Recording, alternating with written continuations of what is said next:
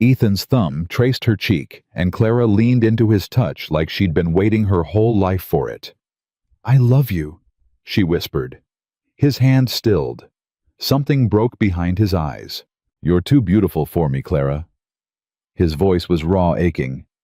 "Your smile, your kindness, the way you see something good in a man like me when there's nothing there to find.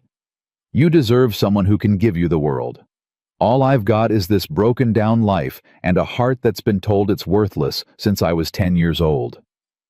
He pulled his hand away, and the loss of his touch felt like drowning. "Don't," she begged. "Please don't do this."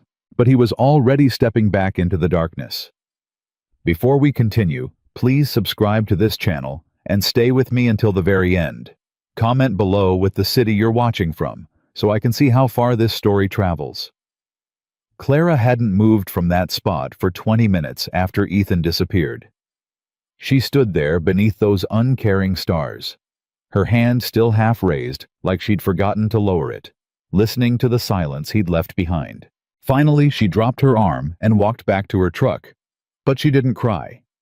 Something about the rawness in his voice told her this wasn't rejection. It was something darker, something he'd been carrying long before she'd arrived in this valley. She'd come to Sweetwater 3 weeks ago to photograph the ranch country for a travel magazine. The assignment was supposed to take 5 days. She'd stayed because of morning coffee at Rosie's Diner, because of the way mountains held the sunrise, because of a dozen small reasons she'd been telling herself right up until the moment Ethan Cole had looked at her with those storm-gray eyes, and she'd stopped pretending. The next morning, Clara found him anyway. He was fixing a section of fence along the northern property line of the Triple Creek Ranch where he worked. She parked her truck on the access road and walked across the field toward him, her boots collecting dew. Ethan saw her coming. His shoulders tensed, but he didn't stop working. "I'm not here to argue with you," Clara called out when she was close enough. He sunk another post into the ground with 3 hard strikes of the mallet. "Then why are you here? I have a job to finish. Photographs. The magazine deadline hasn't changed just because you decided to run away from something good."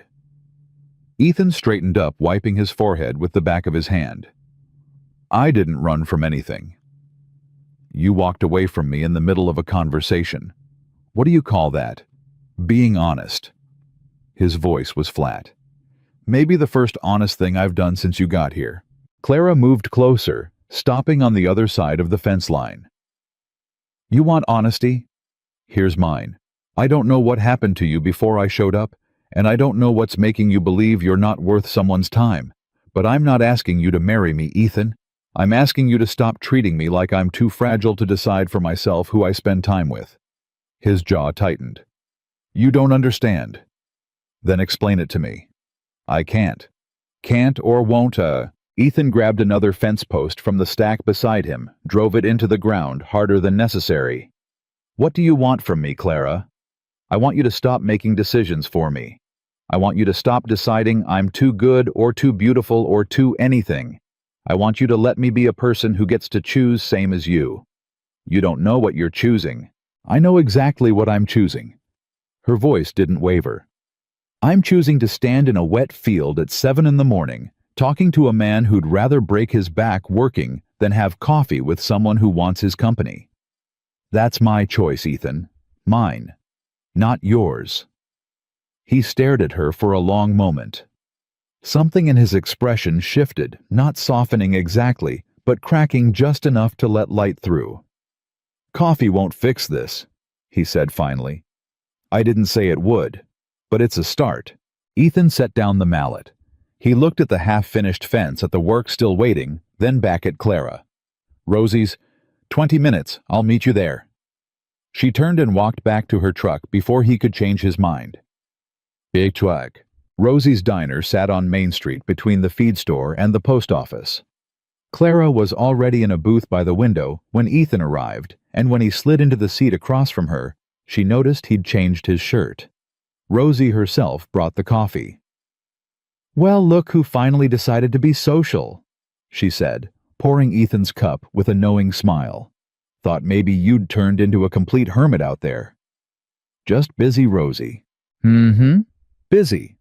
She winked at Clara. This one doesn't come to town much. You must be special. Ethan's face colored slightly. Rosie. All right, all right. I'll leave you two alone. Holler if you need anything. She walked away, still grinning. Clara wrapped her hands around her coffee mug. How long have you worked at Triple Creek? 6 years. You like it? It's work. Ethan took a sip of his coffee, didn't meet her eyes. Pays fair. Boss doesn't ask questions. What kind of questions would he ask? The kind I don't answer. Clara nodded slowly. Okay. Different question then. What made you come here to Sweetwater? Ethan was quiet for so long she thought he might not respond. Then, needed to disappear for a while. From what? From who I used to be. The honesty in those words settled between them like something physical. Clara didn't push. She just waited. I grew up in Texas, Ethan said eventually. Outside El Paso. My dad worked oil rigs when he could get hired, which wasn't often. My mom cleaned houses in town.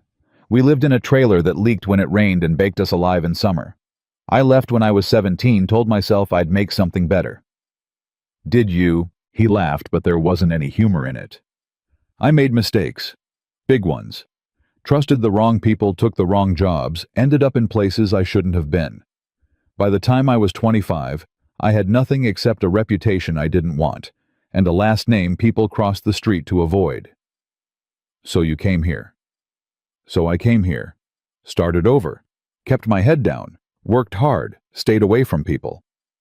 That must be lonely. Ethan's eyes finally met hers. Lonely's better than dragging someone else through the mess I made. I'm not asking you to drag me anywhere. I'm just asking you to have coffee. It doesn't stay just coffee, Clara. It never does. Maybe not. But maybe that's not the disaster you think it is. A muscle worked in his jaw. He looked like he wanted to argue, but instead he said, Why are you still here? The magazine work should have been done by now. Clara smiled a little. I extended the assignment. Told my editor there were more stories here than I expected. Were there? Yes. She held his gaze. There were. For 3 days they maintained a careful distance. Clara took her photographs. Ethan worked his shifts at the ranch. They saw each other at Rosie's in the mornings, spoke in careful sentences about weather and work, and nothing that mattered. On the 4th day, Clara's truck broke down.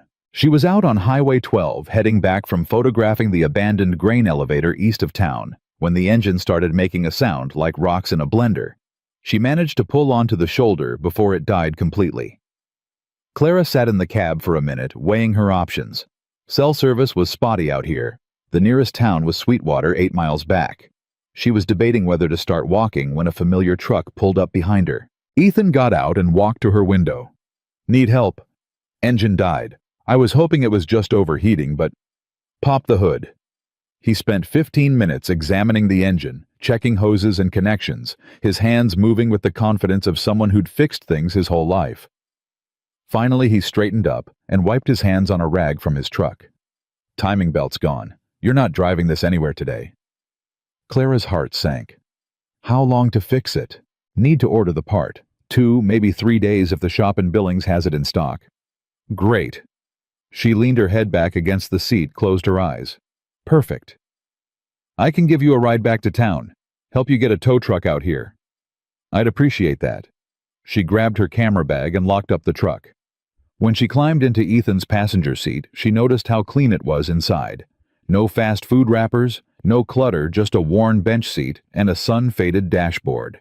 They drove in silence for a few minutes. Then Clara said, Thank you for stopping. Couldn't leave you stranded. Some people would. I'm not some people. She looked over at him. No, you're not. Ethan's hands tightened slightly on the steering wheel. Clara, I know. You're going to tell me again why this can't work. Why you're not good enough or not right or whatever story you've convinced yourself is true. But Ethan, I'm tired of hearing it, and I think maybe you're tired of saying it. You don't understand what you're asking for. Then tell me. Actually tell me instead of hiding behind vague warnings and walking away. He pulled the truck over to the side of the road and park. When he turned to face her, his expression was raw in a way that made her chest ache. "You want the truth? Fine. I've been in jail, Clara. 18 months in county lockup for aggravated assault when I was 23. Got into a fight outside a bar in Lubbock, put a man in the hospital. He'd been hassling a waitress, wouldn't take no for an answer, and I lost my temper. Judge didn't care about the why, just the what. When I got out, nobody in Texas would hire me. The ranch here took a chance because they were desperate for hands and didn't run a background check." He paused, watching her face for a reaction. Clara didn't flinch. "Is that it? Is that it?" He laughed bitterly. "Yeah, that's it. I'm an ex-con with no education, no money, no future, except the one I'm scraping together day by day. I live in a cabin that doesn't even have hot water. I eat dinner alone every night. I own 2 pairs of jeans and 3 shirts in the truck we're sitting in. That's my life, Clara. That's what I have to offer." "Okay, okay." His voice rose slightly. "That's all you've got to say. What do you want me to say? That I'm scared? That I think you're dangerous? I don't. I think you're a man who made a mistake trying to do the right thing, and you've been punishing yourself for it ever since." She reached across the bench seat, put her hand on his arm. "And I think the only person who can't forgive you for it is you." Ethan pulled his arm away gently. "You're making this into something it's not. I'm not some wounded hero waiting to be saved by the right woman.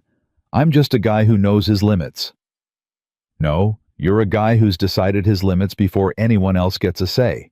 That's different." "It's the same thing." "It's not." Clara's voice was firm but not unkind.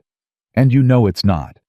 They sat there in the stopped truck on the empty highway, the engine ticking as it cooled the Montana wind, pushing against the windows. Finally, Ethan put the truck back in drive. "I'll take you to the mechanics. You can arrange the tow." "Thank you." They didn't speak the rest of the way into town, but when Ethan dropped her off at the garage, his hand brushed hers as she reached for the door handle, and he didn't pull away quite as quickly as he had before. The next morning, Clara found Ethan at the Triple Creek barn mucking stalls. She stood in the doorway until he noticed her. "I brought breakfast." She held up a paper bag from Rosie's. "Peace offering." Ethan leaned the pitchfork against the wall. "For what?" "For pushing yesterday. I shouldn't have cornered you like that." "You didn't corner me. You asked fair questions." "Still, I'm sorry if I made you uncomfortable." He walked over, took the bag, looked inside. "Biscuits and gravy.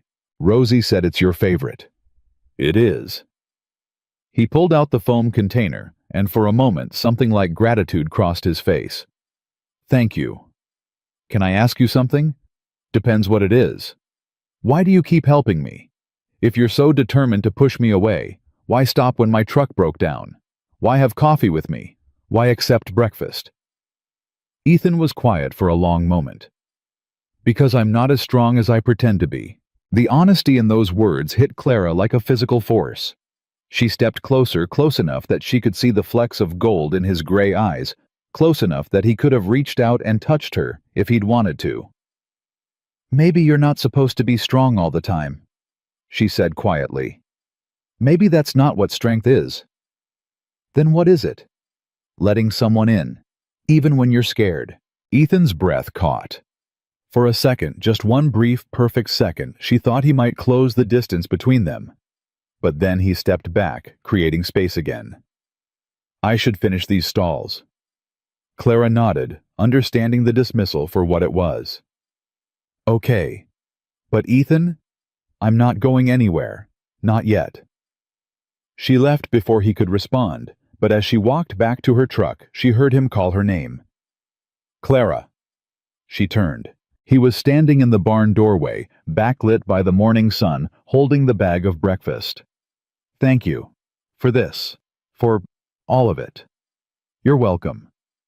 She drove away, and in her rearview mirror she watched him stand there watching her go until she turned the corner and he disappeared from sight. That afternoon, Clara's editor called. "I need you back in Denver," Melissa said. "We've got a new assignment. Big feature on the brewery scene in Fort Collins. Starts Monday. Clara sat on the bed in her motel room, phone pressed to her ear, feeling something inside her sink. How long will it take? Week, maybe 2.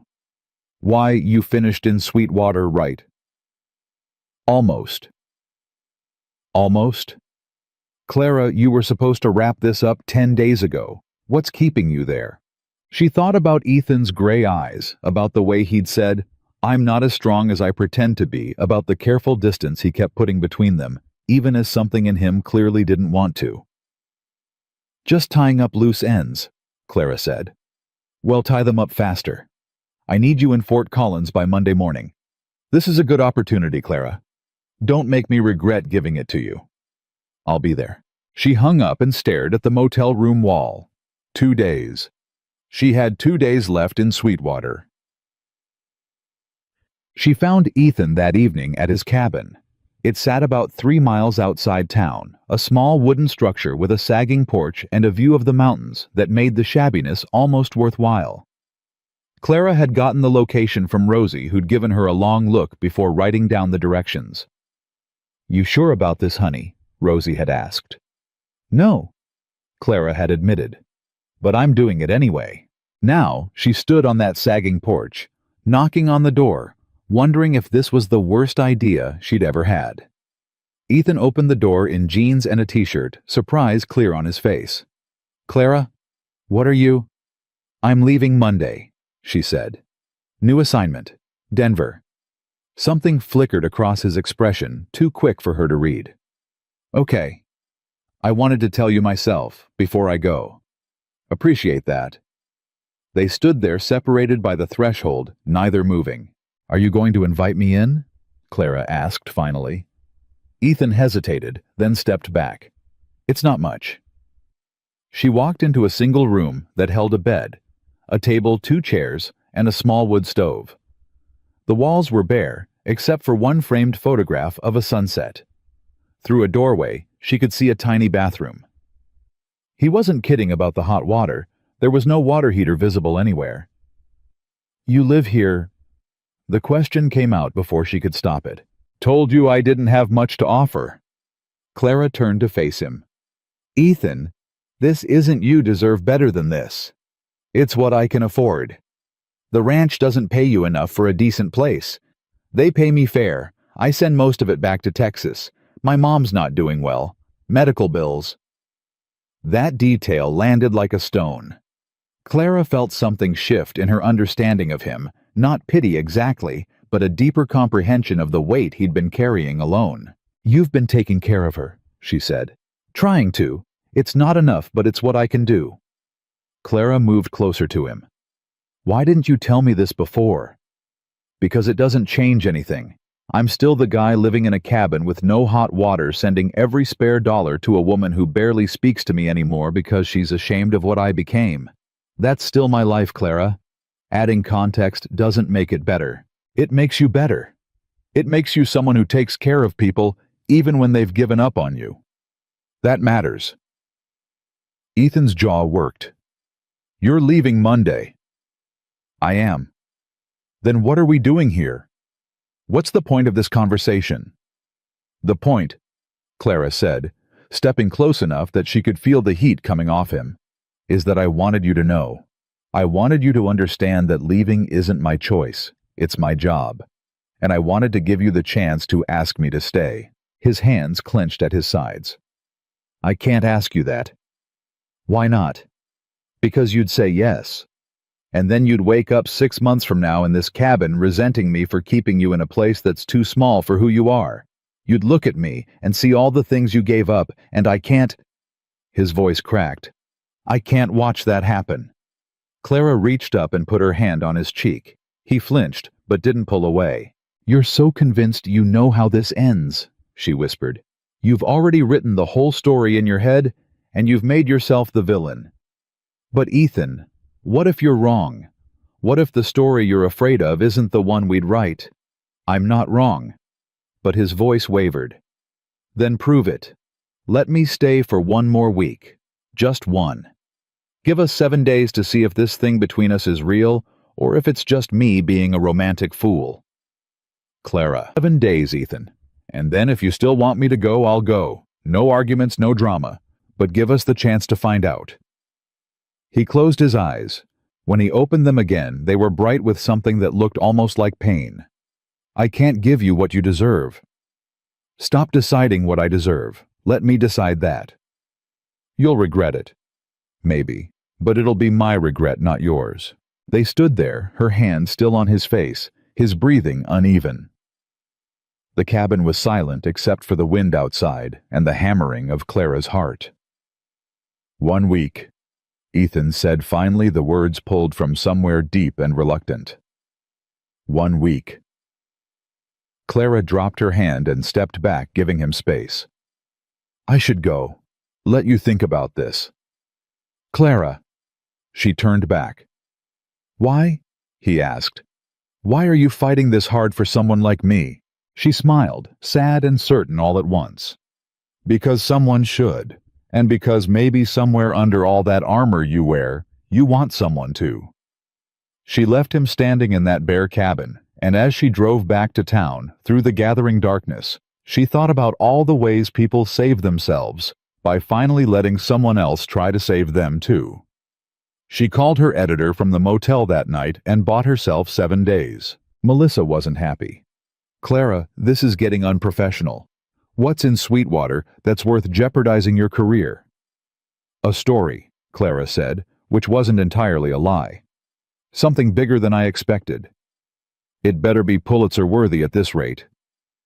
Clara hung up and sat on the edge of the bed, wondering if she'd just made the smartest or stupidest decision of her life. The next morning, Ethan showed up at her motel room door at 6:30 with 2 cups of coffee and an expression that said he hadn't slept. Figured we should start this right, he said when she opened the door. If we're doing this, we're doing this. Clara took one of the cups, stepped back to let him in. You look terrible. Didn't sleep much. Second thoughts. About 100 of them.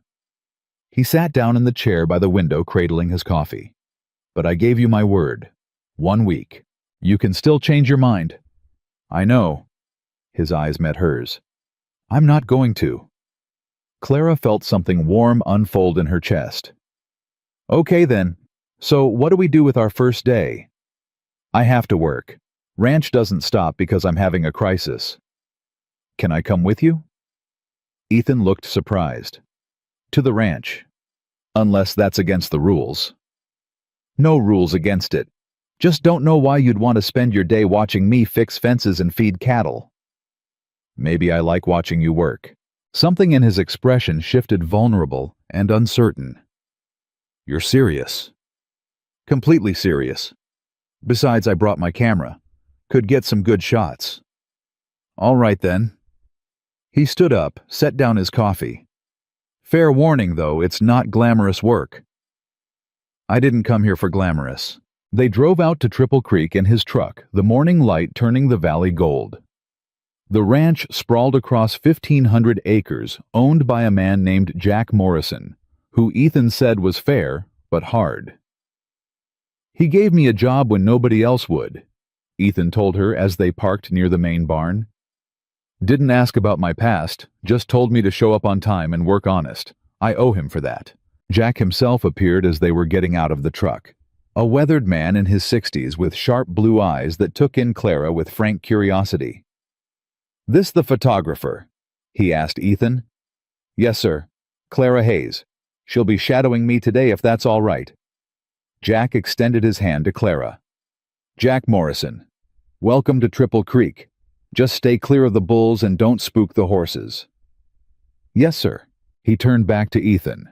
North pasture fence is down. Cattle got through last night. Need you to round them up and get that section repaired before they wander any further. I'll handle it. Jack nodded and walked away. Clara noticed how Ethan's posture had changed, straighter, more formal. This was a different version of him than the one who'd sat in her motel room chair, looking uncertain. He's intimidating, Clara said quietly. He's good people. Doesn't suffer fools, but he's fair. Ethan headed toward the barn. Come on. We've got work to do. The next 4 hours taught Clara more about Ethan than all their previous conversations combined.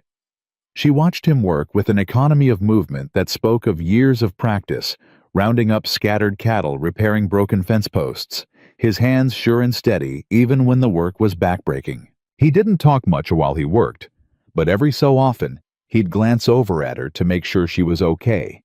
And something about those small gestures said more than words could have. "You're good at this," Clara said during a water break. Ethan wiped sweat from his forehead. "It's just ranch work." "It's more than that. You know what you're doing. You care about doing it right." "Caring doesn't make it special." "Yes, it does." She took a drink from her water bottle. "Most people just go through the motions. You don't." He looked uncomfortable with the praise. "You getting what you need for your photographs." "More than I need." She showed him a few shots on her camera, Ethan, against the fence line, Ethan working with the cattle, his profile stark against the morning sun. "These are good. Just pictures of me working. They're pictures of someone who knows who he is when he's doing what he loves. That's rare, Ethan."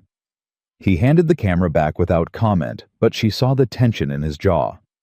They broke for lunch around noon. Ethan pulled sandwiches from a cooler in his truck, simple ham and cheese, nothing fancy. "Made these this morning," he said, handing her one. "Figured you might be hungry. You made me lunch. Didn't want you to starve." Clara bit into the sandwich and tasted something she hadn't expected: thoughtfulness. He'd even remembered she didn't like mustard, had used mayonnaise instead. "This is good, thank you." They ate in the truck bed, legs dangling over the tailgate, looking out at the mountains. For a few minutes, neither of them spoke. Then Clara said, "Tell me something true." "What kind of something?" "Anything.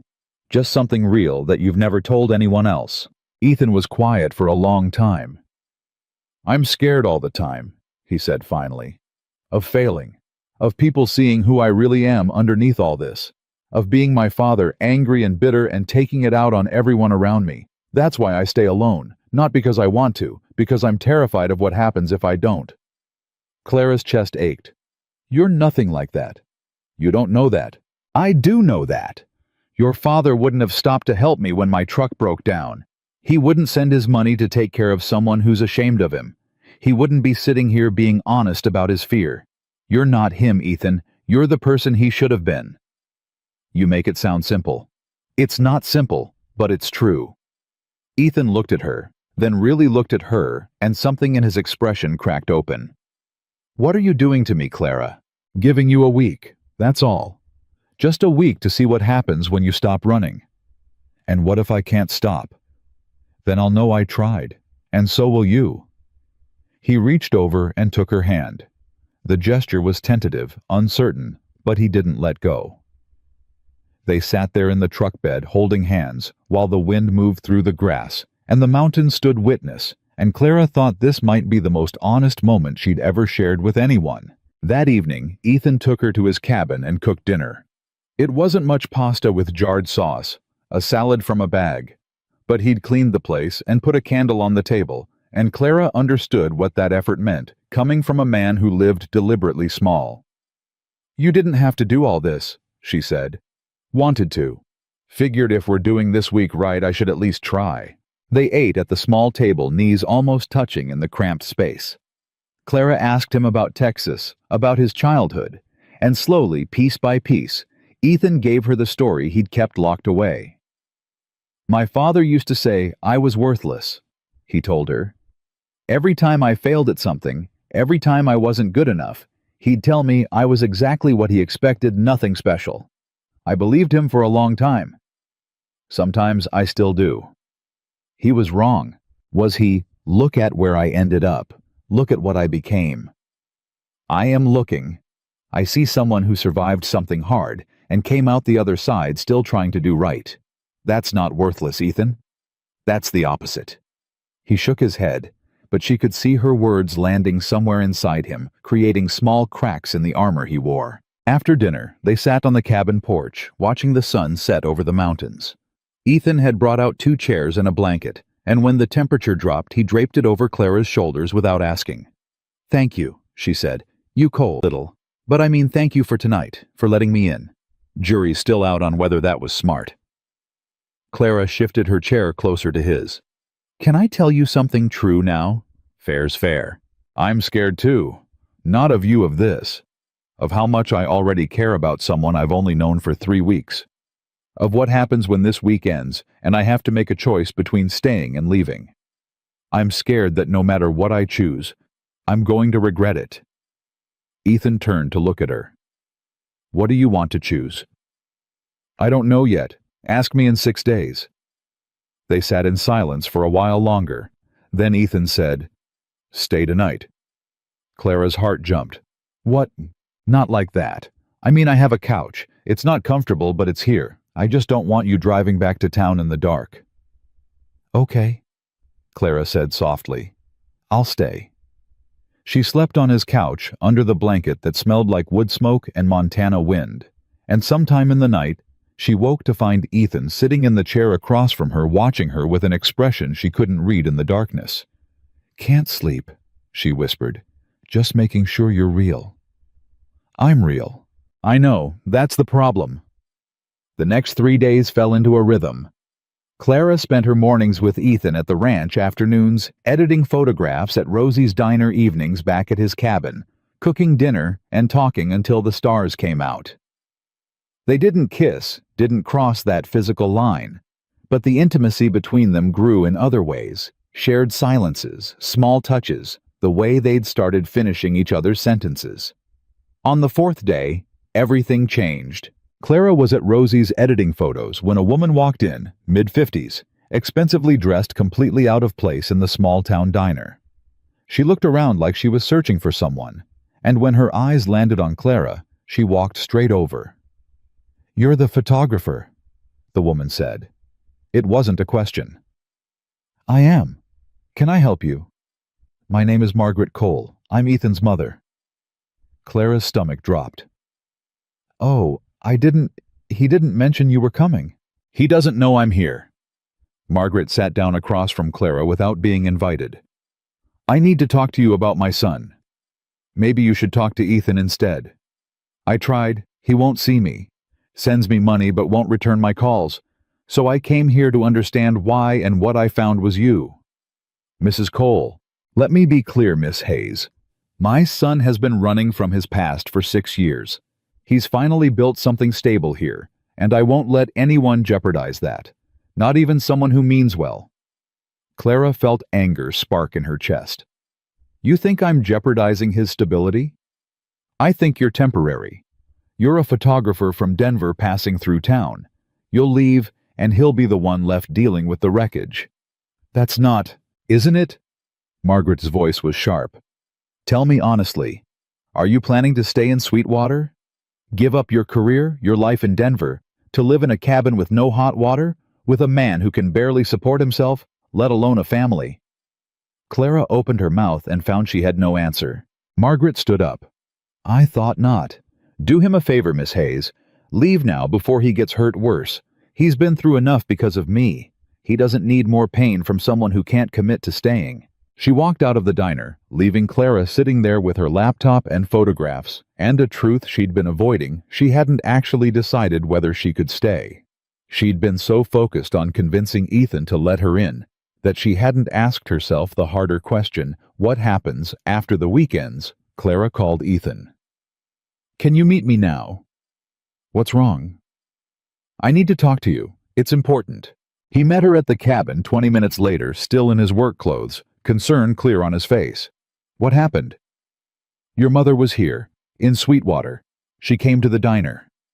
Ethan went very still. "What did she say to you?" "She asked me if I was planning to stay, if I was going to give up my life to be here with you." Clara's voice shook. "And I realized I don't know the answer." "Clara!" "No, let me finish. I've been pushing you to open up, to let me in, to take a chance on this. But I haven't been honest about what I'm offering.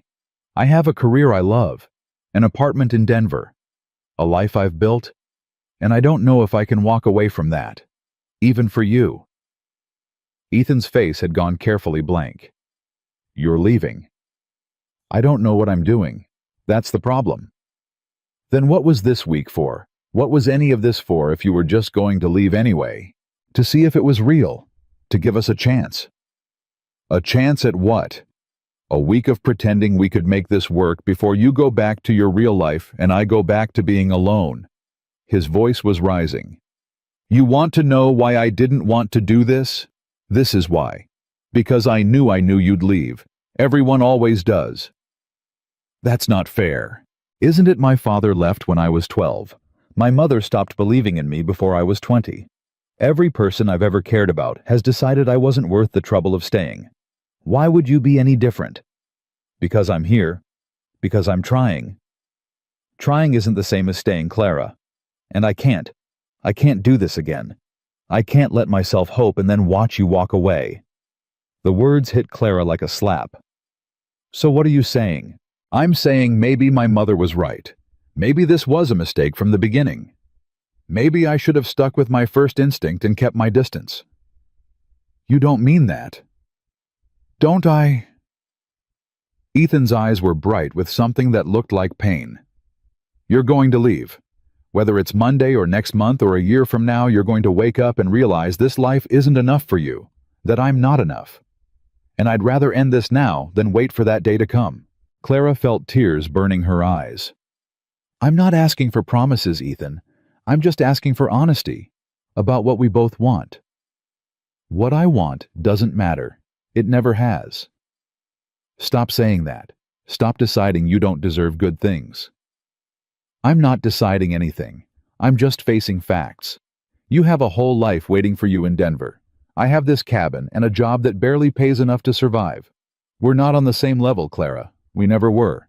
So that's it. You're going to push me away again because you're scared. I'm being realistic. You're being a coward. The words hung between them, sharp and unforgiving. Ethan flinched like she'd hit him. Get out, he said quietly. Ethan. Get out of my house, Clara. Go back to your motel. Go back to Denver. Just go. Clara grabbed her bag with shaking hands. At the door, she turned back. For what it's worth, I think you're wrong. About yourself, about us, about all of it. But I can't make you see that. Only you can. She left, and this time when she drove away, she didn't look in the rearview mirror. She spent the next day packing her things at the motel, her phone silent. Ethan didn't call. She didn't call him. The week they'd promised each other had collapsed into bitter words and old wounds, and Clara couldn't see a way to fix it. On her last evening in Sweetwater, Rosie found her at the diner. Heard you're leaving, Rosie said, sliding into the booth across from her. News travels fast. Small town honey. Everything travels fast. Rosie studied her face. You gonna tell me what happened between you and that boy? He pushed me away. Again. And you let him? Clara looked up sharply. What was I supposed to do? He told me to leave. Ethan Cole has been telling people to leave since the day he got here. Doesn't mean it's what he actually wants. Rosie leaned forward. You know what his problem is? He's spent his whole life being told he's not good enough. By his daddy, by his mama, by every person who looked at his record and decided he was trash. And now here you come, someone actually good and kind, and his brain can't make sense of it. So he does what he knows how to do. He runs you off before you can run off yourself. I wasn't running off. Weren't you? Rosie's voice was gentle but firm. His mama showed up and asked if you were staying and you didn't have an answer. That's running, honey. Just a different kind. The truth of it settled over Clara like a weight. I don't know how to stay. I don't know how to make it work. Nobody knows how to make it work at the beginning. That's what faith is for. You jump and figure out the flying part on the way down. Rosie stood up. Question is he worth the jump? Because if he is, you better tell him before you leave tomorrow. Give him something to hold on to besides that fear of his. Clara sat in the empty diner long after Rosie walked away, thinking about jumps and faith and all the ways fear makes people small. That night, she drove back to Ethan's cabin one last time. His truck was there, which meant he was home. Clara sat in her car for a full minute, hands gripping the steering wheel before she found the courage to get out. She knocked. No answer. She nodded this time. "Ethan, I know you're in there. Your truck's here and the light's on. Open the door." Silence. "I'm not leaving until we talk. I'll stand out here all night if I have to." The door opened. Ethan stood there, looking like he hadn't slept in 2 days, his eyes shadowed and his jaw tight. "What do you want, Clara?" To finish the conversation we started. The real one, not the one where we both got scared and said things we didn't mean. "I meant what I said." "No, you didn't. You meant the fear talking through you. There's a difference." She pushed past him into the cabin before he could stop her. "Rosie told me something tonight. She said you've been running people off your whole life because you're so convinced they're going to leave anyway. And she's right, isn't she? That's exactly what you did to me." I was protecting both of us. From what? From being happy? From taking a chance on something good? Clara turned to face him. "Your mother came here to scare me off. She told me I'd leave you eventually, that I couldn't commit to this life. And you know what the worst part was? She was half right. Not because I don't care about you, I do more than I expected to, but because I was so busy trying to get you to let me in, that I never stopped to figure out what I was actually offering." Ethan's expression flickered.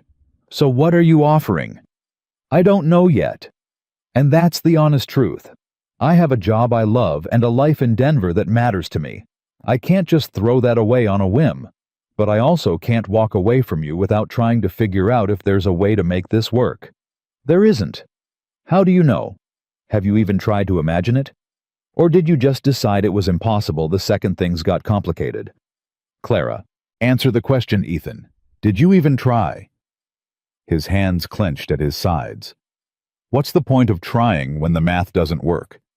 You live 4 hours away. You have a career that takes you all over. I have a job I can't leave, and a mother I'm supporting.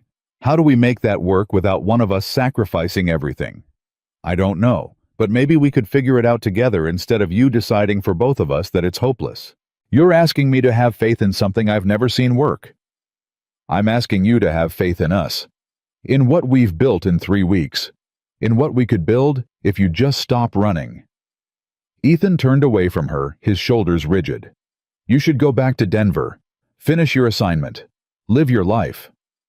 "Is that what you really want?" "It's what makes sense." "That's not what I asked." Clara moved closer to him. "Look at me, Ethan. Look at me and tell me you want me to leave." He turned slowly. When their eyes met, she saw everything he was trying to hide. The longing, the fear, the desperate hope he was crushing under the weight of his own certainty. "I can't give you what you need," he said, his voice barely above a whisper. "You keep saying that like you know what I need better than I do, but you don't. You don't get to decide my needs, Ethan. Only I do. Then what do you need? Tell me. Because from where I'm standing, you need someone stable. Someone who can offer you a future that doesn't involve freezing in a cabin every winter and scraping by on ranch wages. Someone who doesn't send you away every time he gets scared. That's not me, Clara. That's never going to be me." Clara closed the distance between them until she was close enough to see the gold flecks in his gray eyes. "What I need is someone honest.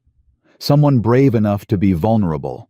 Someone who fights for the people he loves instead of pushing them away to protect himself. You could be that person, Ethan. You already are when you let yourself. You're making this harder than it needs to be." "Good. It should be hard. Anything worth having is hard." Before he could respond, headlights swept across the cabin windows.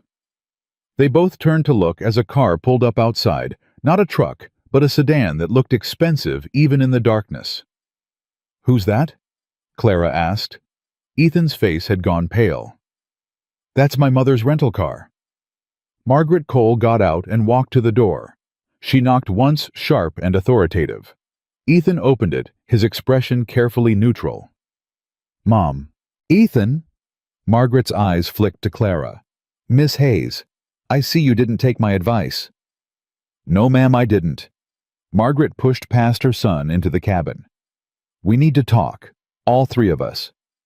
"There's nothing to talk about," Ethan said. You shouldn't have come here. I came because someone had to. Margaret pulled an envelope from her purse, held it out to Ethan. Your father is dying. The words landed like a physical blow. Ethan didn't take the envelope. What? Lung cancer, stage 4. He has maybe 3 months. Margaret's voice was steady, but her hands shook slightly. He wants to see you. No. Ethan. I said no. He walked out on us. He made my childhood hell before that. I don't owe him anything, especially not a deathbed reconciliation. Clara watched the tension in Ethan's body, saw the way his hands had curled into fists. Margaret saw it too. He's still your father, Margaret said quietly. He stopped being my father the day he told me I was a mistake he wished he could take back. I was 10 years old, Mom. 10. And you stood there and let him say it. Margaret flinched. I know. I know I failed you. Both of us did. But he's dying, and he wants to make it right. It's too late to make it right. Maybe. But what if you regret not going? What if 10 years from now, you wish you'd had the chance to tell him everything you've been carrying all these years? Ethan looked at Clara, something desperate in his expression. She didn't know what to say. This was his choice, his pain. Why are you really here, Mom? Ethan asked. Because I don't believe you drove all the way to Montana just to deliver a message. You could have called. Margaret's composure cracked slightly. Because I'm ashamed. Because I stood by and let him destroy your self-worth, and then when you needed me most after you got out of prison, I was too embarrassed to stand by you. I let my pride matter more than my son, and I've been trying to make up for it by sending you money and hoping that would be enough, but it's not. It never was. So now what you want, forgiveness.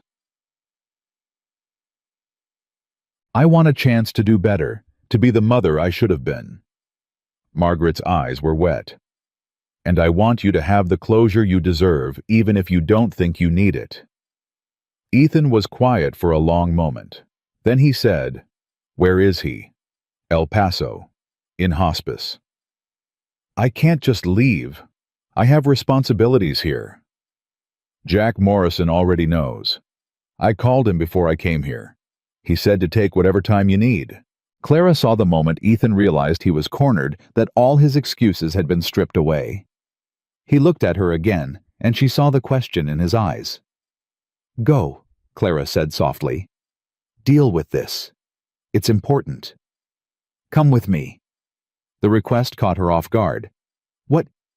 Come with me to Texas. I don't want to do this alone. Margaret looked between them. Miss Hayes, I owe you an apology. I was wrong to try to scare you off. I thought I was protecting Ethan, but I was really just protecting myself from watching him get hurt again. If he wants you there, you should go. Clara's mind raced. She was supposed to be in Denver in 2 days. She had an assignment waiting an editor who was already annoyed with her. But looking at Ethan's face, seeing the vulnerability there, she knew there was only one answer she could give. Okay, she said. I'll come. They left the next morning. Clara called her editor from the road, told Melissa she had a family emergency and needed another week. Melissa's response was ice cold. This is your last extension, Clara.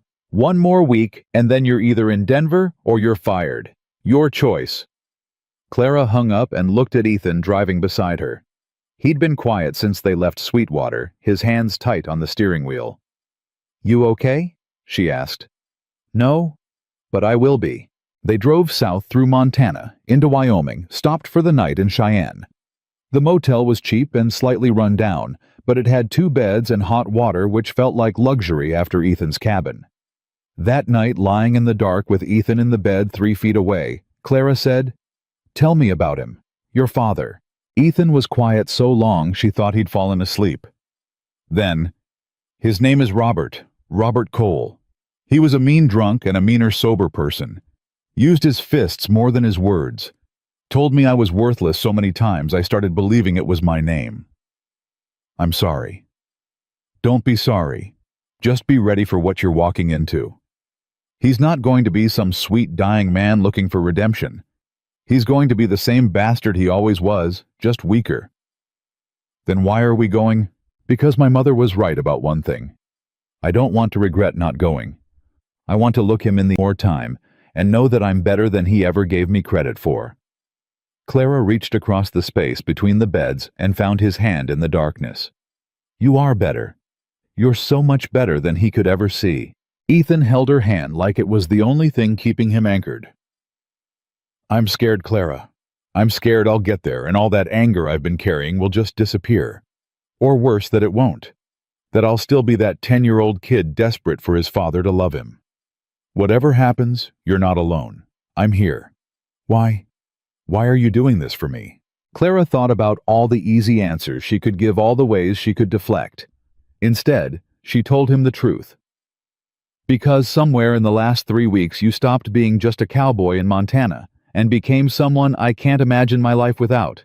And that terrifies me, but I'm done running from things that scare me. She felt him tense. Clara, you don't have to say anything. I just wanted you to know. They fell asleep holding hands across the space between beds, and when Clara woke in the middle of the night, Ethan had moved to sit in the chair beside her bed, watching over her like he was afraid she might disappear. They reached El Paso late the next afternoon. The hospice facility was clean and efficient, the kind of place designed to make dying as comfortable as possible. Margaret met them in the lobby, looking smaller than she had in Montana. He's been asking for you, she told Ethan, every day since I left. Is he coherent? Most of the time. The pain medication makes him drift, but he knows who he is. He knows why he's here. Ethan nodded once, his face carefully blank. Clara started to step back to give them privacy, but Ethan caught her hand. Stay with me, please. They walked down the hall together, Margaret leading the way. She stopped at a door marked 217, knocked softly, then pushed it open. Robert Cole was a skeleton of a man lying in a hospital bed. Clara could see Ethan in his bone structure, in the shape of his jaw, but where Ethan carried himself with quiet strength, Robert just looked hollow. His eyes opened when they entered. They fixed on Ethan with an intensity that made Clara's skin prickle. You came, Robert said, his voice rough and weak. I'm here. Ethan's voice was flat. Mom said you wanted to talk. I wanted to say I'm sorry. For which part? For the beatings? For the words? For walking out? You're going to need to be more specific. Robert's mouth twisted. Even dying there was cruelty in that expression. Still got that smart mouth. Guess I didn't beat all the defiance out of you. Ethan's hand tightened on Clara's. Is that your apology? Reminding me of the abuse? I'm dying, boy. Least you could do is show some respect. Respect. Ethan's voice was low and dangerous.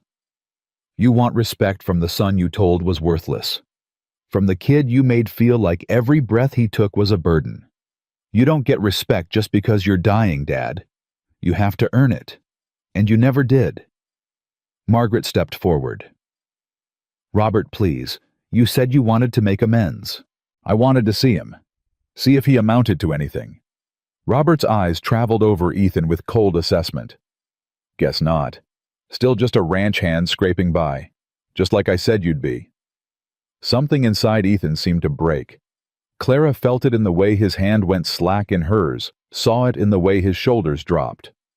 We're leaving, Ethan said. Running away. That's all you know how to do, isn't it? Run when things get hard. Ethan stopped at the door. When he turned back, his face was composed, but his eyes were burning. You're right. I do run. I learned it from watching you. You ran from every responsibility, every promise, every chance to be better. The difference is, I'm trying to stop. I'm trying to be different than you. And you know what I already am. You're nothing. You'll always be nothing. Maybe. But I'd rather be nothing on my own terms than something on yours. Ethan looked at his father one last time. I came here hoping to find something closure, understanding, I don't know. But all I found was confirmation that you're exactly who you always were. A small, bitter man who needed to make everyone around him smaller just so you could feel big. He walked out.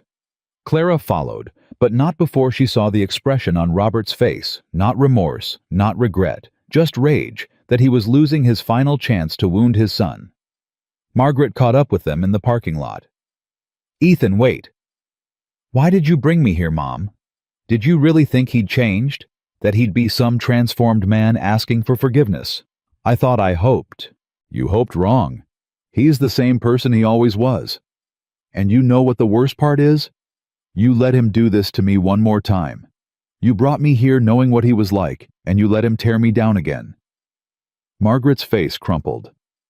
"I'm sorry. I thought maybe seeing you successful, seeing you strong." "Successful?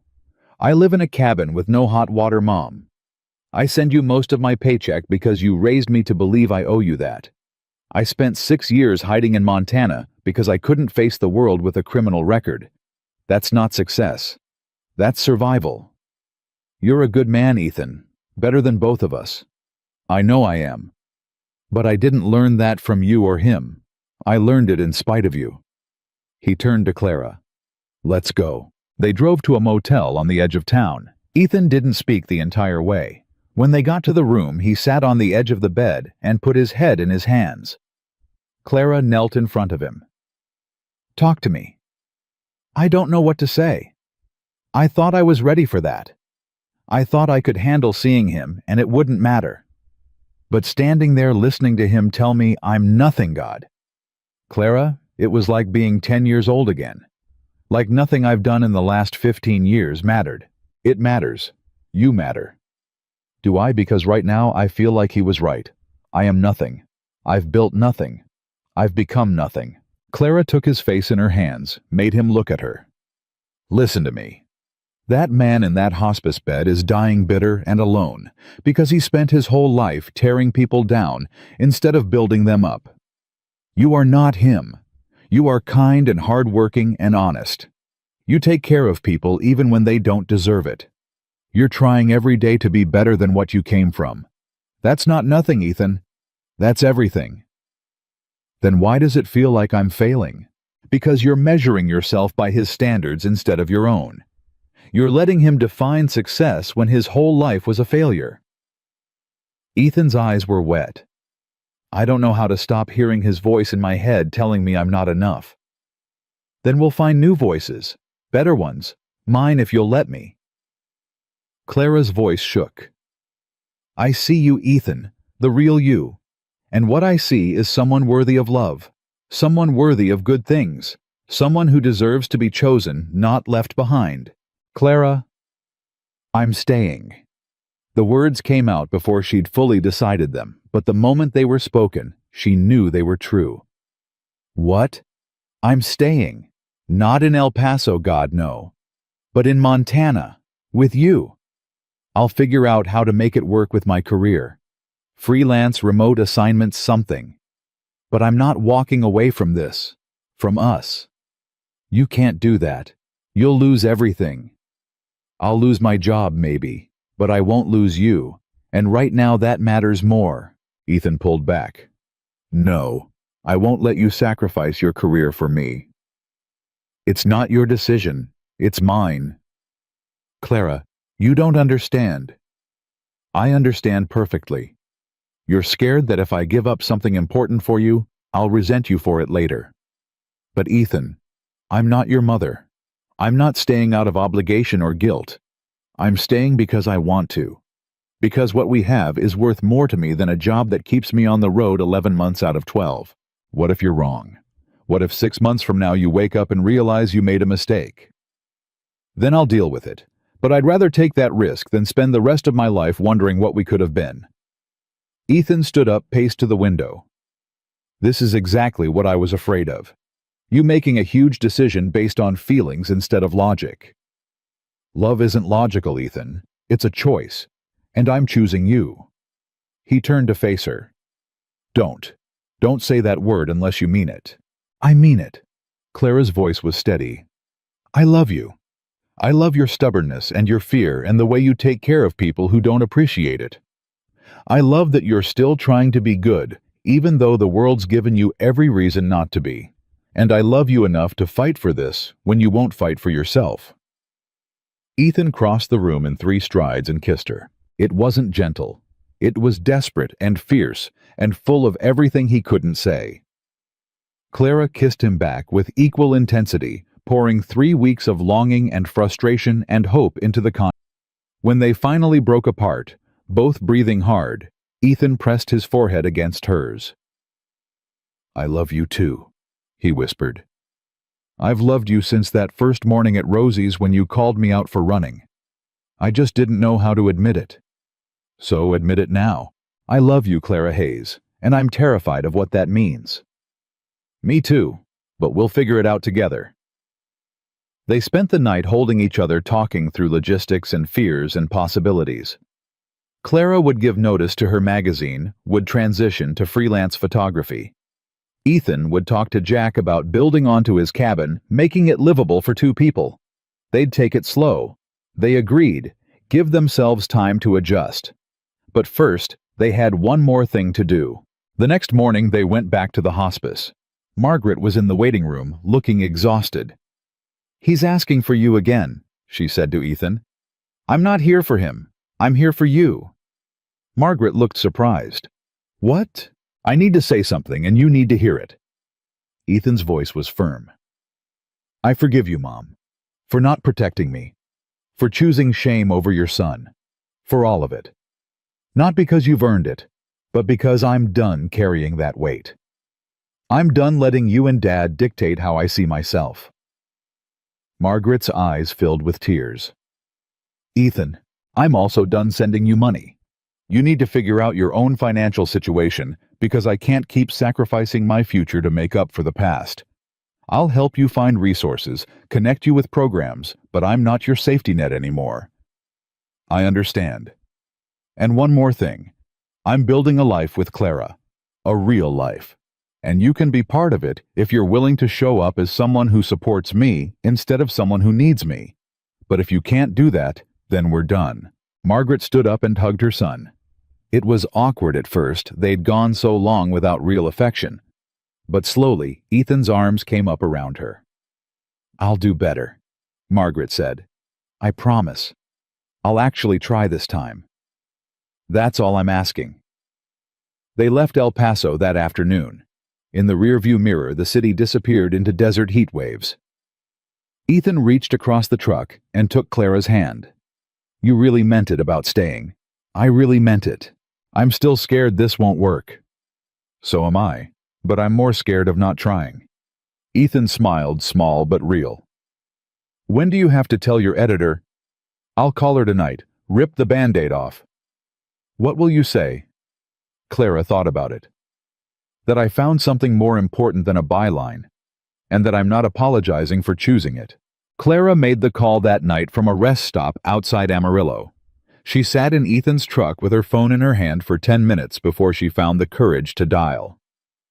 Melissa picked up on the second ring. "Tell me you're calling with good news." "I'm not coming back to Denver. I'm resigning effective immediately." There was a long silence. Then, "Are you out of your mind?" "Probably, but I'm doing it anyway." "Clara, you have one of the best portfolios I've seen in 10 years. You could work anywhere. Why are you throwing that away for some cowboy in Montana?" The dismissive tone made Clara's jaw tighten. "Because he's not just some cowboy. And because, for the first time in my career, I'm choosing something that matters more than a byline. You'll regret this. Give it 6 months, and you'll be calling me begging for your job back. Then I'll deal with that when it happens. But right now, this is what I need to do." Melissa's voice went cold. "You're making a mistake. A huge one. Don't expect me to fix it when you realize that." Clara hung up and sat there feeling the weight of what she'd just done. Ethan came back from the restroom and slid into the driver's seat, took one look at her face and said, "That bad. She thinks I'm throwing my life away." Maybe she's right. Clara turned to him sharply. Don't you dare start second-guessing this now. I'm just saying you had a good thing going, a career people would kill for, and you gave it up for me. I gave it up for us. There's a difference, and if you keep trying to take that choice away from me, we're going to have a problem." Ethan started the truck. "I just don't want you to wake up in 5 years hating me for what you gave up. Then don't give me a reason to.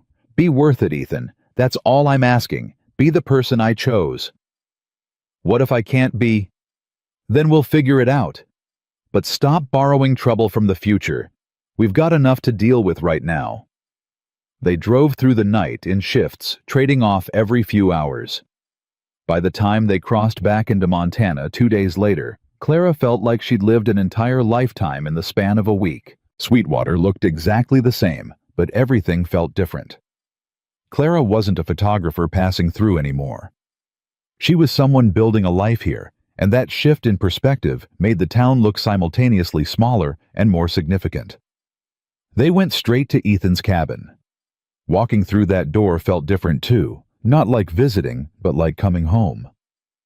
Ethan set down their bags and turned to Clara with an expression that was equal parts hope and terror. So, you're really doing this? I'm really doing this. Where do we start? Clara looked around the tiny space, one room, minimal furniture, no real kitchen to speak of.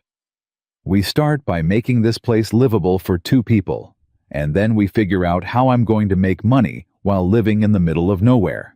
Over the next week, they threw themselves into the work.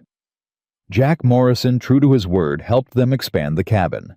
He brought in a crew, and they added a second room, installed a proper water heater, fixed the sagging porch.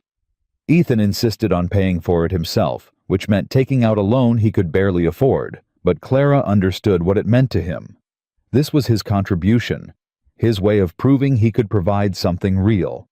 Clara set up a website advertising freelance photography services.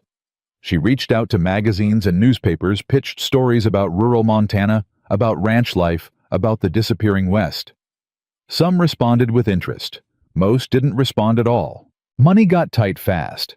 Clara had some savings, but they were burning through it faster than she'd expected. Ethan's ranch salary barely covered the loan payments and his mother's medical bills, even after he'd reduced what he sent her. They ate cheap food, turned off the heat at night to save on propane, drove only when absolutely necessary. 3 weeks after they'd returned from Texas, Clara was at Rosie's diner working on her laptop when a man walked in, mid-40s, expensive camera, hanging around his neck, definitely not from around here. He approached her table. "You're Clara Hayes, right?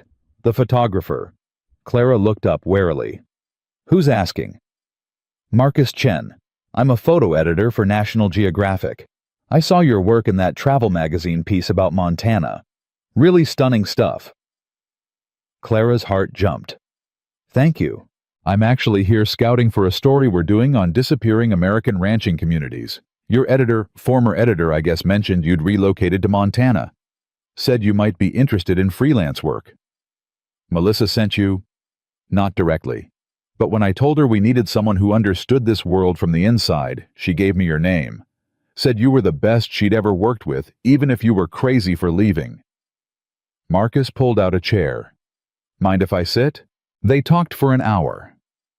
The assignment would take 3 months, would pay more than Clara had made in a year at the magazine, and would give her legitimate credentials as a freelance photographer.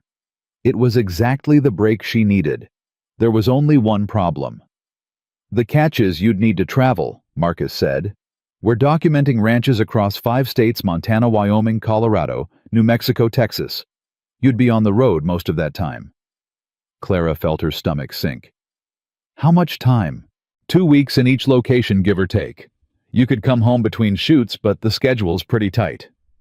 "Can I think about it?" "Sure, but I need an answer by Friday. We start shooting in 2 weeks. Clara went home to the cabin and found Ethan repairing fence posts in what would eventually be their front yard. She told him about the offer. He listened without interrupting, his face carefully neutral. When she finished, he said, "You should take it." Just like that. "It's a good opportunity, great money, exactly the kind of work you wanted." "It would mean being apart for 3 months." "I know. And you're okay with that?" Ethan drove the post into the ground with 3 hard strikes. "I'm not okay with it, but I'm also not going to be the reason you turn down a job that could launch your freelance career. We just got back together. We're still figuring out how to live in the same space. Going away for 3 months right now seems like terrible timing." "When would be good timing?" There's never going to be a perfect moment, Clara. You taught me that. She studied his face, trying to read what he wasn't saying. You're scared I'll leave and not come back. Little bit, yeah. I'm not Ethan. I'm not going to disappear the second things get hard. I know that up here, he tapped his head. Getting my gut to believe it is harder. Clara walked over and took the mallet from his hands. Look at me. I'm taking this job because it's good money and good work, but I'm coming back. Every break they give me, I'm coming back here, to you, to this cabin we're building together. That's not going to change just because I'm working in Wyoming or Texas for a few weeks. You promise? I promise. He pulled her close, held her tight enough that she could feel his heart hammering against her chest. Okay, then take the job. Make it work. Clara called Marcus that afternoon and accepted. The next 2 weeks were a blur of preparation, buying equipment, planning her route-making lists of what she'd need. Ethan helped where he could, but she could see the tension building in him as her departure date approached. The night before she left, they lay in bed in the dark, neither sleeping. Talk to me, Clara said. About what? About what you're thinking right now. Because I can feel you pulling away, and I need to know why. Ethan was quiet for a long moment. What if you get out there and realize how much bigger the world is than Sweetwater? What if you remember what it was like to have a real career and decide this life isn't enough? This life is enough. You are enough. You say that now. But Clara, I've watched you work. You come alive when you're behind that camera. You get this energy, this purpose. What if you get out there and remember that feeling and realize you can't have it stuck in Montana with me? Clara turned on the bedside lamp, made him look at her. Listen to me very carefully. I love photography. I always will. But I also love you. And those two things don't have to be at war with each other. I can have both. I am having both. For now. Yes, for now. And then for tomorrow, and the day after that, and every day I choose to. That's how this works, Ethan. I keep choosing you. Every single day. What if there's a day you don't? Then we'll deal with it. But assuming it's going to happen and sabotaging what we have now, that's just fear talking. And I thought we agreed we were done letting fear make our decisions. Ethan pulled her closer. I'm trying. I really am. I know you are. And I love you for it. She left the next morning before sunrise. Ethan stood on the porch and watched her pack her truck, his hands shoved deep in his pockets. When she came back for one last goodbye, he kissed her like he was memorizing the feel of it. Call me when you get there, he said. I will. Every night if you want. I want? Then that's what you'll get. Clara touched his face. I love you. That's not changing just because I'm working. I love you too. Be safe. The first location was a ranch outside Billings, only 2 hours away. Clara called Ethan that night as promised, then the next night, then the next. They fell into a routine calls before bed texts throughout the day. Ethan sending her pictures of the cabin improvements, Clara sending him shots from her work. But by the second week, the strain was starting to show. Ethan's texts got shorter, less frequent. When they talked on the phone, he sounded distant. What's wrong? Clara asked on their 10th night apart. Nothing, just tired. Ethan, don't do this. Don't shut me out because I'm not physically there. I'm not shutting you out. Yes, you are. I can hear it in your voice. Talk to me. He sighed heavily. It's just hard, Clara. Coming home to an empty cabin every night. Cooking for one. Waking up alone. I thought I could handle it, but it's bringing up all this old stuff about being left behind. Clara's chest ached. I'm not leaving you behind. I'm working. There's a difference. I know that logically, but feelings aren't logical. Do you want me to come home early? I can probably get Marcus to rearrange the schedule. No, don't do that. This is important for your career. I'm struggling, and I need to figure out how to deal with that without making it your problem. It is my problem. We're in this together, remember. That means your struggles are mine too. They talked for another hour, working through his fears and her guilt, trying to find solid ground in the space between them. By the time they hung up, Clara felt marginally better, but she could tell Ethan was still carrying weight he wasn't sharing. The next location was Wyoming. Clara drove there on a Sunday and called Ethan from the road. He didn't answer. She tried again an hour later. Still nothing. When he finally called back that night, his voice was flat. Sorry, was working late. On a Sunday. Jack needed help with something. Clara knew he was lying, but didn't call him on it. How are you? Fine. Ethan?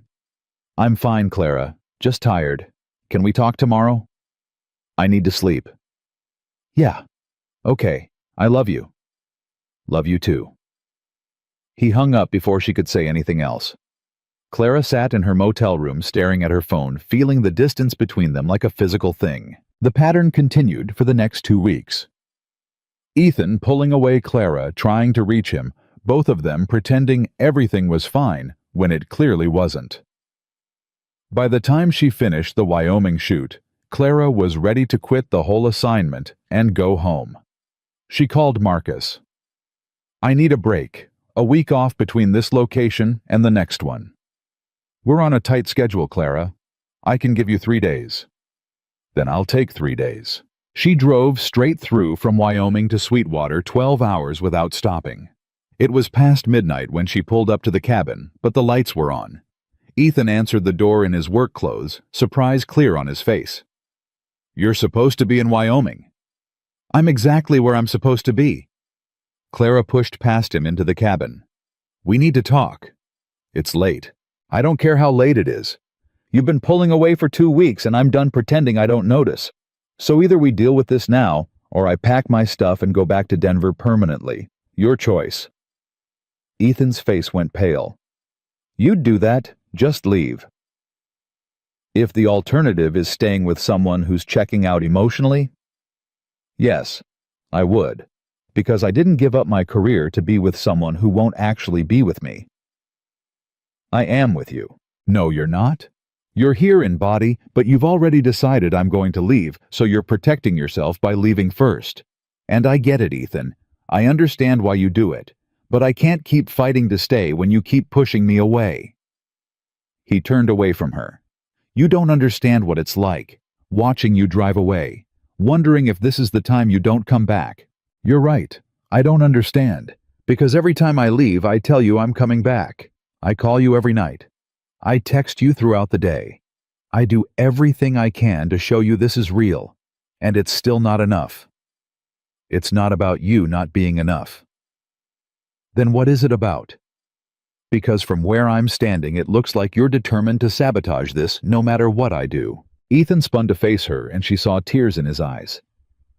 I'm scared, Clara. I'm terrified that I'm not built for this, that I'm too damaged to have something good and hold on to it. And every day you're gone, that voice in my head gets louder, telling me you're going to figure that out and leave for good. Clara felt her anger drain away. Come here. He didn't move. She crossed to him, took his hands in hers. You are not too damaged. You are not broken beyond repair. You're just scared, and I am too. But Ethan, we can't let that fear run our relationship. We have to fight it together. I don't know how. Then we learn. Together. Starting now. She squeezed his hands. I need you to trust me. Not perfectly, not all at once, but a little bit more each day. Can you do that? What if I fail? Then you fail and we try again. But you have to actually try, Ethan. You can't just give up before we've even really started. He pulled her into his arms, buried his face in her hair.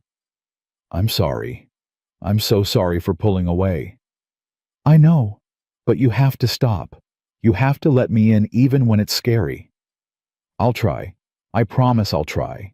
They spent the next 3 days reconnecting, talking honestly about their fears, making plans for how to handle the rest of the assignment, setting boundaries about communication. By the time Clara left for Colorado, they were on steadier ground, but she could still see the fear in Ethan's eyes when he kissed her goodbye. The Colorado shoot went better. Ethan texted her regularly. Actually answered when she called, seemed more present in their conversations. Clara started to relax, started to believe they might actually make this work. Then Jack Morrison called her on her third week in Colorado. "Clara, it's Jack. We need to talk about Ethan." Her stomach dropped. "What happened? Is he hurt?" "Not physically, but he's not doing well. He's himself into the ground, pulling double shifts, barely eating or sleeping. I'm worried about him. I'll come home. That's not what he needs. He needs to learn how to function without you there holding him together. But I thought you should know. Thank you for telling me." Clara hung up and immediately called Ethan. He answered on the fifth ring, sounding exhausted. "Jack called me," she said without preamble. Damn it, he had no right. "He was worried about you. So am I. What's going on?" "Nothing. I'm fine." "Don't lie to me, Ethan. We agreed we weren't going to do that anymore." He was quiet for a long moment. Then, "I can't sleep. Every time I close my eyes, I see you deciding not to come back. It's driving me crazy, so I just work until I'm too tired to think. Ethan, this has to stop. You're going to make yourself sick." "I don't know how to stop. I don't know how to turn off my brain." Clara made a decision. "I'm coming home this weekend. Just for 2 days. We're going to deal with this." "You can't keep coming home every time I have a bad week. Watch me." She drove back to Sweetwater on Friday night and found Ethan asleep at the kitchen table, his head on his arms. He looked thinner with dark circles under his eyes that made her heart ache. She woke him gently. "Hey, I'm home." He lifted his head, blinked at her like he wasn't sure she was real. "Clara." "Yeah, it's me. Come on, let's get you to bed." She guided him to the bedroom, helped him out of his boots. He fell asleep almost instantly, and she sat beside him, watching him breathe, wondering how they were going to survive the next 6 weeks of her assignment, when he was barely surviving the weeks they'd already done. The next morning, she made him breakfast and sat him down. "We need to make some changes." "I know. I'm sorry. Stop apologizing and listen. First, you're going to start seeing someone, a therapist. There's one in Billings who specializes in trauma and anxiety. Jack already gave me her number." "Clara, I can't afford—" "We'll figure it out. This is more important than money. Second, you're going to stop working double shifts. You need sleep and you need to take care of yourself. Third, I'm going to come home every other weekend instead of waiting until breaks between locations. Marcus approved it. You're rearranging your whole schedule for me." "Yes, I am, because that's what people do when they love each other. They adjust, they compromise, they show up." Ethan's eyes were wet.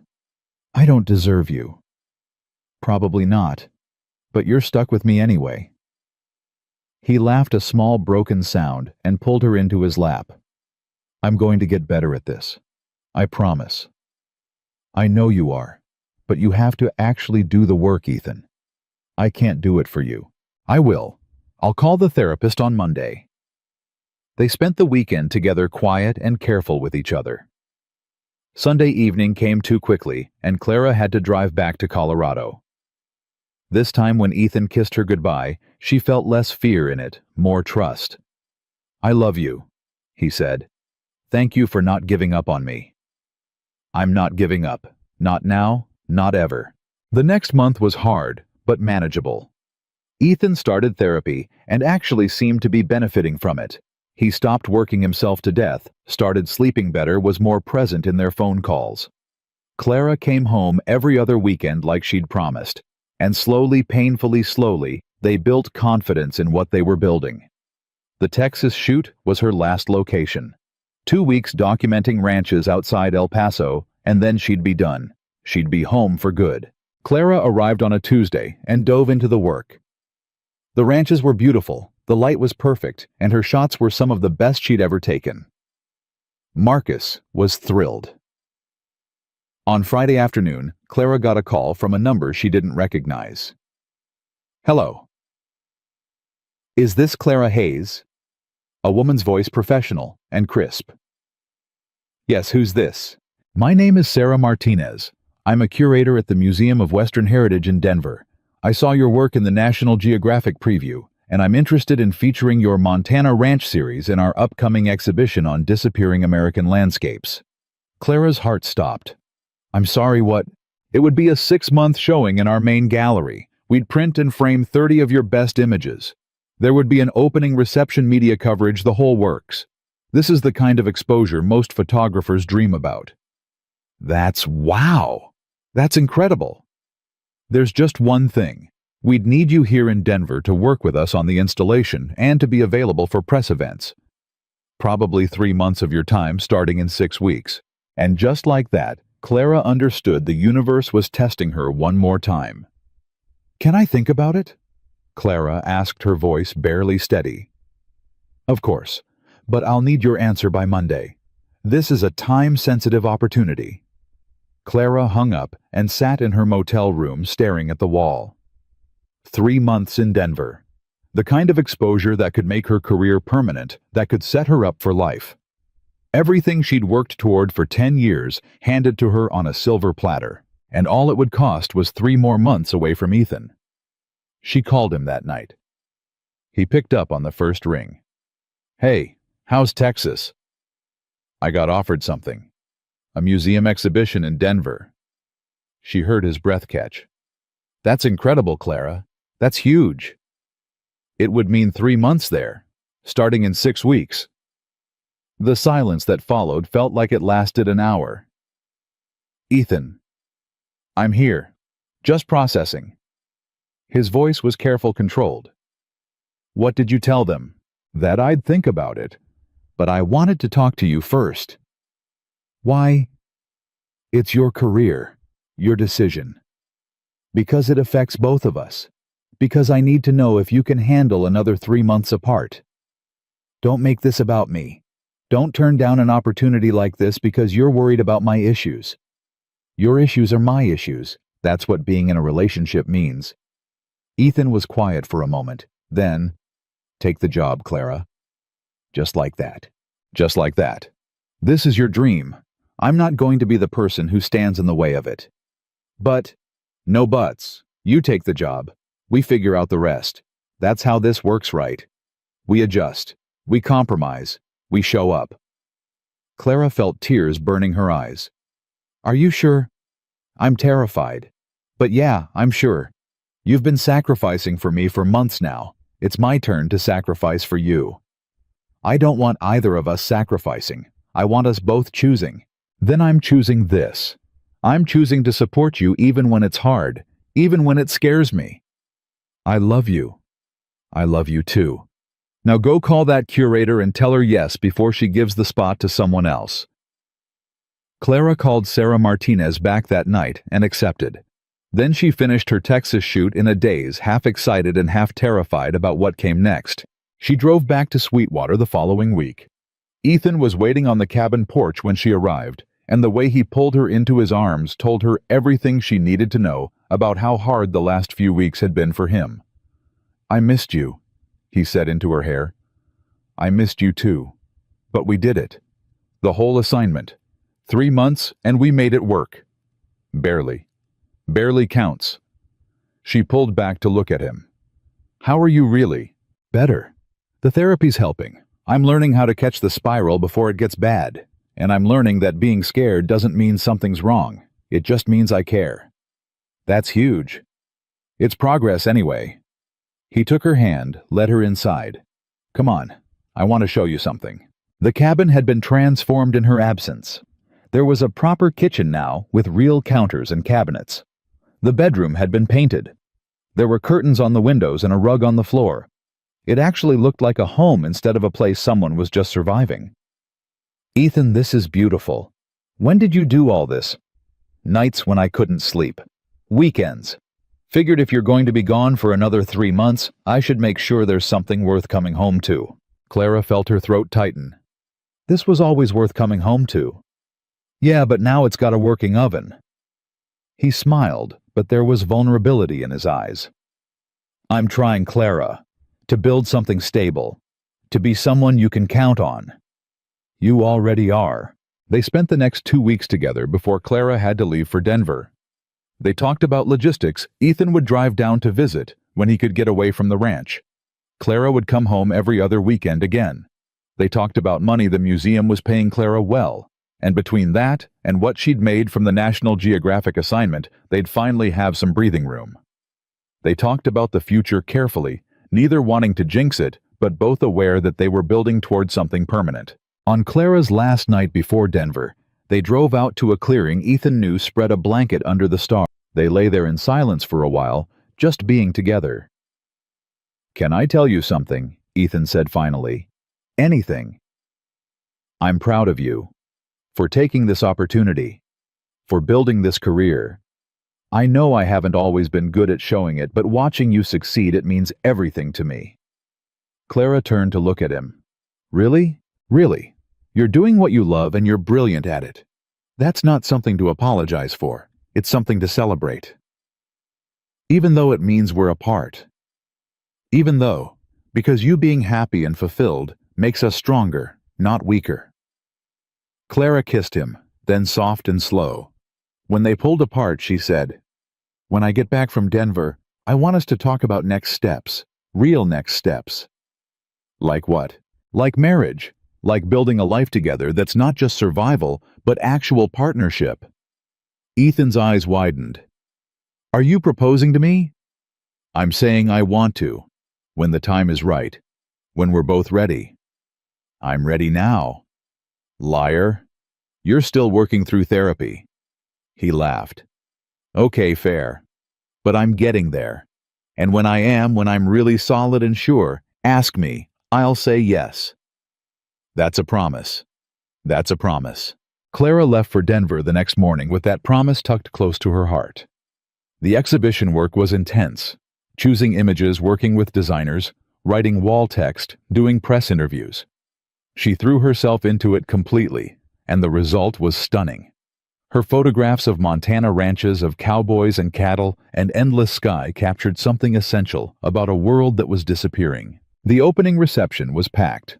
Art critics, photographers, museum donors, all of them circulating through the gallery saying complimentary things about her work. Clara smiled and answered questions and felt oddly hollow in the middle of all the attention. She kept looking at the door, hoping to see Ethan walk through it. He'd promised to come, had driven down that morning, but the opening started an hour ago and there was still no sign of him. Clara checked her phone for the 20th time. No messages. Sarah Martinez appeared at her elbow. "You okay? You look distracted." "I'm fine, just waiting for someone." "Well, you should mingle. There's a collector from New York who wants to talk about buying prints." Clara forced herself to focus. She talked to the collector, to the critics, to everyone who wanted a piece of her attention. But part of her mind stayed focused on that door, wondering where Ethan was trying not to spiral into old fears. Finally, 2 hours into the reception, he appeared. He was wearing clothes she'd never seen before, a button-down shirt, nice jeans, actual dress shoes instead of his work boots. He looked uncomfortable and out of place, but he'd shown up. Clara excused herself from a conversation mid-sentence and crossed the gallery to him. "You're here. I'm sorry I'm late. There was an accident on the highway. Traffic was backed up for miles. I thought I was worried, that I'd changed my mind." "Clara, look at me." He took her hands. "I drove 5 hours to be here. I bought new clothes. I'm standing in a room full of people I don't know looking at photographs I don't understand. I'm here because you're here. Nothing could have kept me away." She wanted to kiss him, but they were surrounded by people. "Thank you, for coming, for all of it, for all of—" "You're brilliant, you know that. These photos, Clara, they're incredible. I had no idea you saw the ranch world this way. You gave me something to see. All of you did." An older woman approached them. "Clara, dear, you must introduce me to this handsome man." "Mrs. Pemberton, this is Ethan Cole. Ethan, this is Victoria Pemberton, one of the museum's major donors." Victoria extended her hand. "Pleasure to meet you. Are you a photographer as well?" "No, ma'am. I'm a ranch hand. Most of what you're looking at in these photos, that's my world." "How fascinating. You must tell me all about it."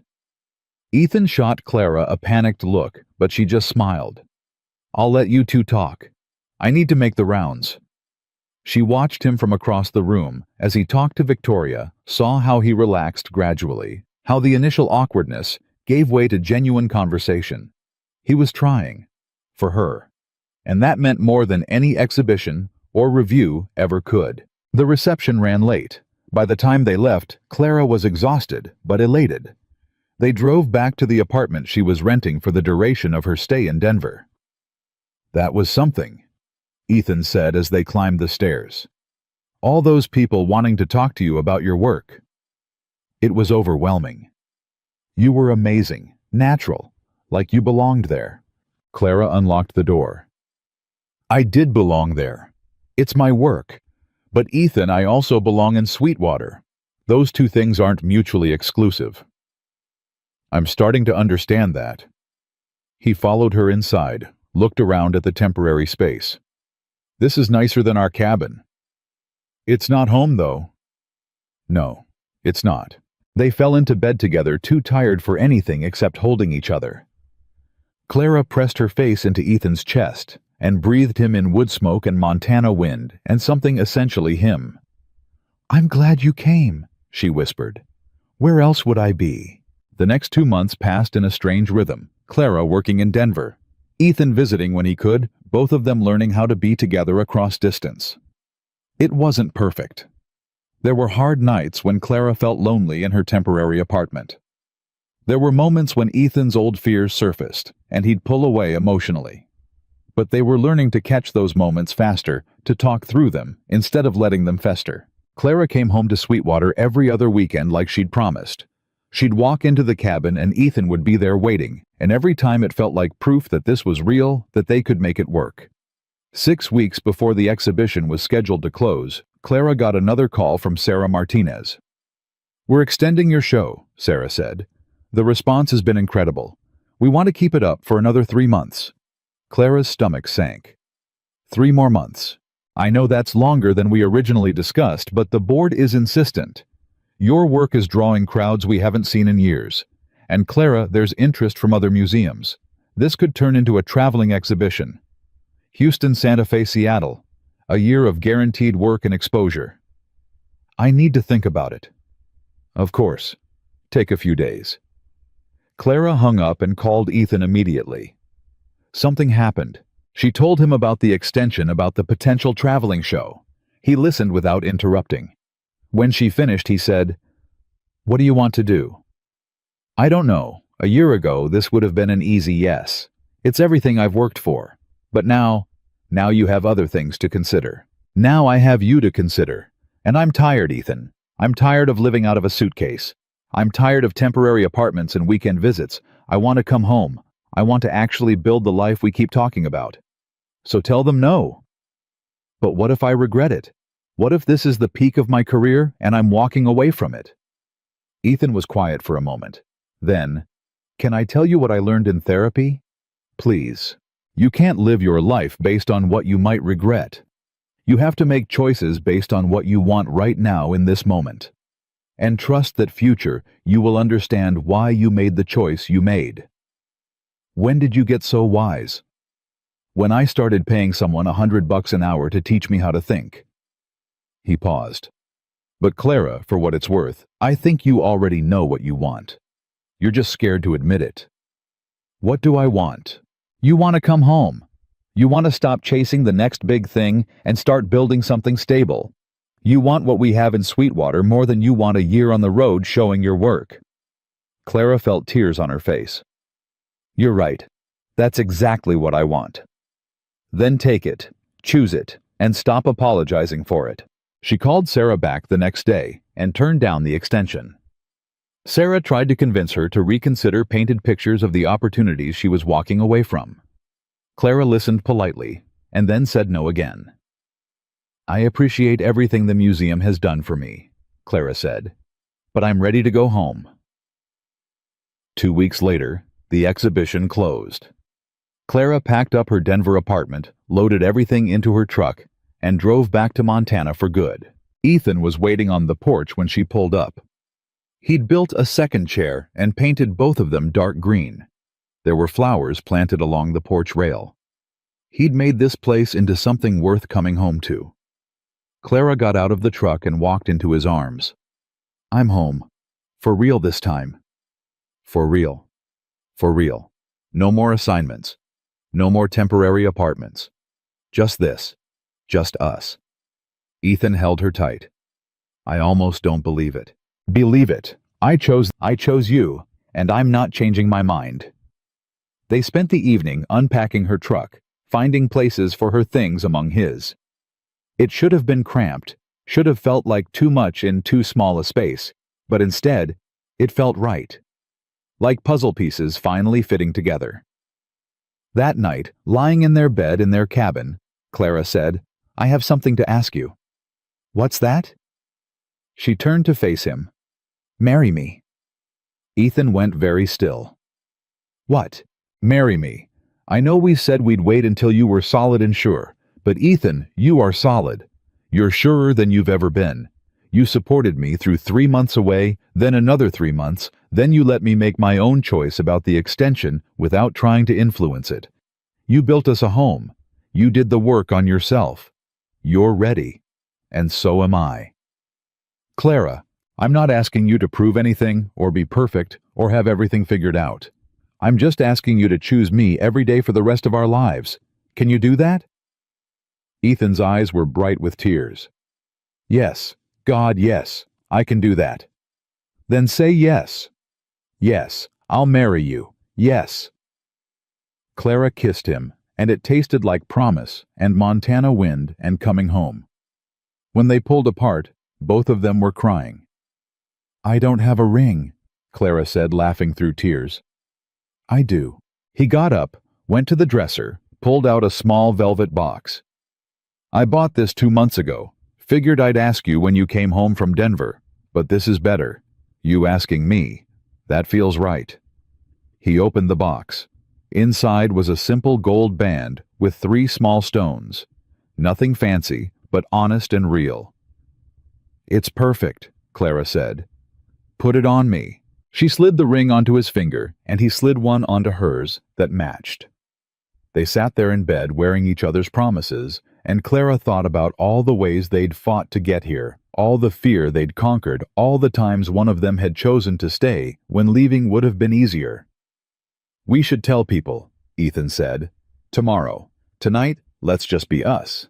They fell asleep, holding each other, and when Clara woke in the morning, the first thing she saw was sunlight through the window, and Ethan watching her with an expression of pure wonder. "Morning," she said. "Morning, you're still here." "I'm always going to be here. When are you going to believe that?"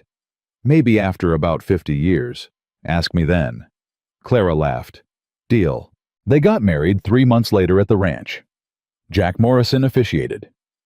Rosie handled the food, and Margaret flew in from Texas and cried through the whole ceremony. It was small and simple, and exactly what they wanted. When Jack asked if they had vows, Clara spoke first. "Ethan, you taught me that loving someone means staying even when it's hard, means showing up even when you're scared, means choosing them every single day, not because it's easy, but because they're worth it. You're worth it. You're worth every sacrifice, every hard conversation, every moment of doubt. I choose you today and every day after." Ethan's voice shook when he spoke.